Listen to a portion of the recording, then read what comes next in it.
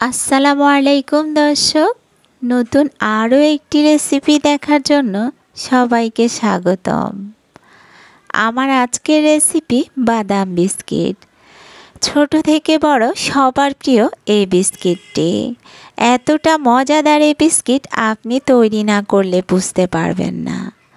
তাছাড়া বাচ্চাদের টিফিনেও আপনি এই বিস্কিটটা দিয়ে দিতে পারবেন। নিজের তৈরি বিস্কিট স্বাস্থ্যসম্মত। আশা করছি সবার কাছে রেসিপিটা ভালো লাগবে। ভালো লাগলে চ্যানেলটা সাবস্ক্রাইব করে পাশেই থাকবেন। আর আমার চ্যানেলে আরও বিস্কিটের রেসিপিও দেওয়া আছে।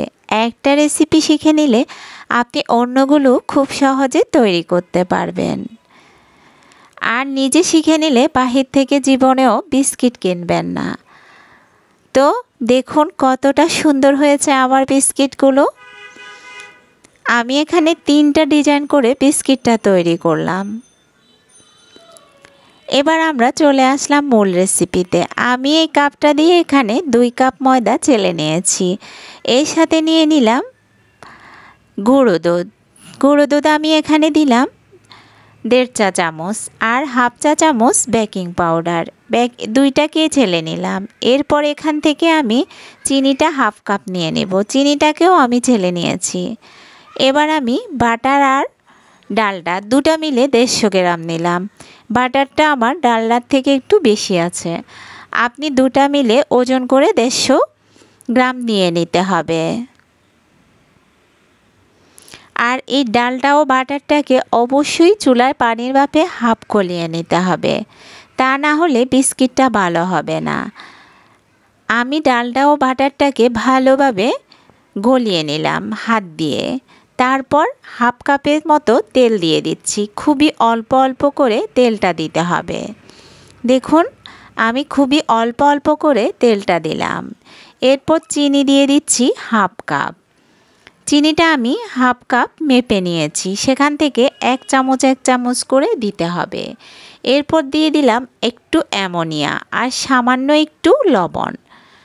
অ্যামোনিয়াটা চামচের 4 ভাগের 1 ভাগ যাবে আর লবণটা একদম সামান্য। এরপর একটা ডিম দিয়ে দিলাম। কুসুমটা আমি তুলে রেখেছি, অল্প একটু কুসুম ছিল, বাকিটা আমি তুলে রেখে দিয়েছি। আমি যে বাদামটা দেখালাম ওই বাদামটাকে দেখুন আমি 2 রকমভাবে বেটে নিয়েছি। একটা হচ্ছে একদম মিহি করে বাটা আর আরেকটা হচ্ছে একটু ভাঙা, মিহি থেকে একটু আধা ভাঙার মতো করে। এবার এটাকেও ভালো করে মিশিয়ে নিয়েছি। হয়ে গেল। এবার আমরা আস্তে আস্তে ময়দাটা দিয়ে দেব। ময়দাটাকেও খুব আস্তে আস্তে মেশাতে হবে, তা না হলে কিন্তু আপনি যে বিস্কিটটা তৈরি করবেন এটা থেকে তেল বেরিয়ে আসবে। খেয়াল রাখবেন প্রত্যেকটা জিনিসে আমি যেভাবে করলাম আলতো আলতো করে এভাবে করতে হবে, তাহলে বিস্কিটটা একদম পারফেক্ট হবে। আর আপনি যদি একটা রেসিপি শিখে নেন তাহলে আমার চ্যানেলের অন্য বিস্কিটগুলো দেখে নিলে পেরে যাবেন। খুব সহজ এই বিস্কিটটা। দেখুন আমি একটা সাদা পলি ব্যাগ কেটে নিলাম। এবার এটার মাঝখানে দিয়ে দিলাম ডোগুলো। এবার এটাকে 2 হাত দিয়ে এভাবে মাঝখানে এভাবে চেপে চেপে নিলাম। তারপর এবার এটাকে একটা রুটি তৈরি করে নেব। খুবই সহজ। রুটিটা আমি তৈরি করাটা দেখালাম না, দেখুন। এবার এরকম একটা কাটার দিয়ে আমি কেটে নেব। আপনারা চাইলে উপরটাকে একটু ছুরির পিঠ দিয়ে ডিজাইন করে নিতে পারেন। আমি ডিজাইনটা দেখালাম না, তবে আমি ওরকম ডিজাইন করেও কিছুটা বানিয়ে নিলাম। ছুরি দিয়ে একটু ডিজাইন করলেও ভালো লাগতে পারে। এবার এখানে আমি ডিমের কুসুমটা আর একটু তেল ব্রাশ করে দিচ্ছি, দুটাকে একসাথে মিলিয়ে। আমি কুসুমটা একটুখানি দিলাম, বাকি কুসুমটা এখানে রেখে দিয়েছি একটা ডিম থেকে।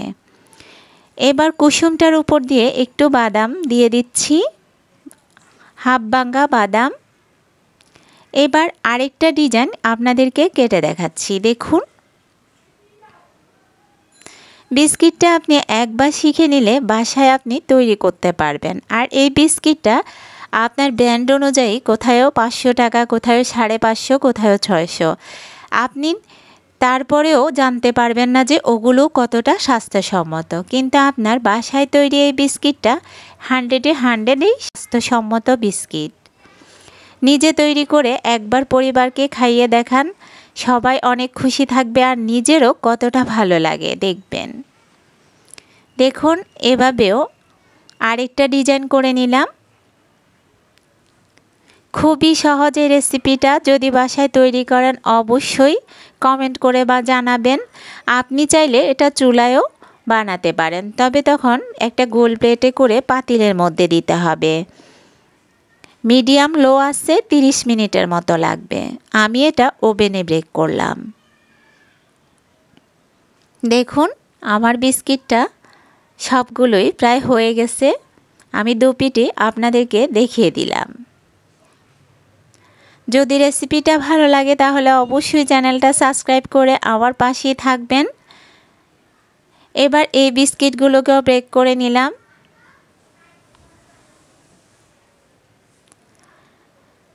আশা করছি সবাই ভালো লাগবে, ভালো লাগলে পাশে থাকবেন। সবাই ভালো থাকবেন, সুস্থ থাকবেন। আল্লাহ হাফেজ।